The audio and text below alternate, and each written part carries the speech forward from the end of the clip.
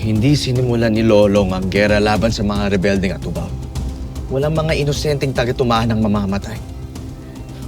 Hindi po, Mayor. Hindi po mga Atubao magkakalaban. Ang mga kagaya po ni Julio at Donna ng mga naghahasik ng lagim, sila!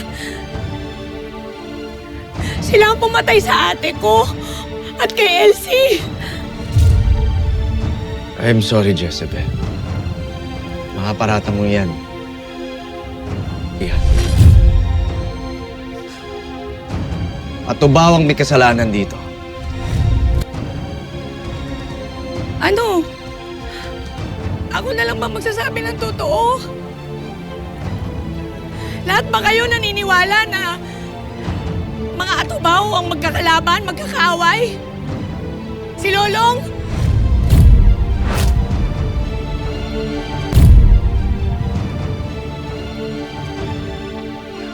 Tama na yan, Jezebel.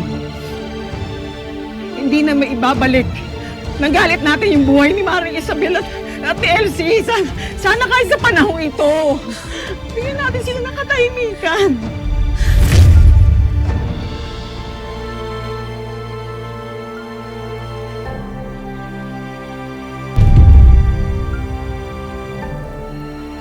Tama si Mayor Flavio. Kasalanan ko lahat ng ito. Siya ninang Elsie. Kung hindi dahil sa akin, nandito pa sana kayo.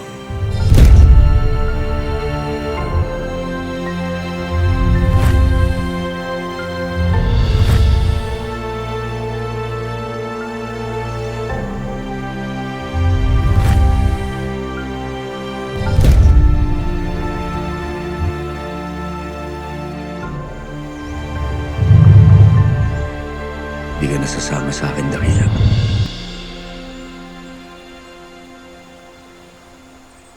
Hindi mo na rin dapat pamalaman kung saan ako pupunta.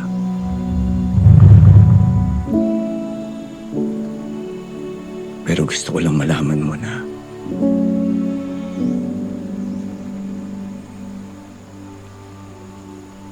saan man ako mapadpad, saan man ako dalhin ng tadhana ko,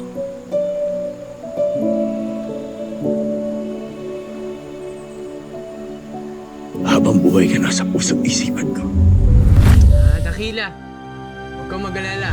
Akong bahala sa'yo. 2, 3. Ayun! Kaya best friend kita eh. Mahusay ka eh. Mabuti ka pa, Dakila, no? Kahit kailan di mo ako iniwan.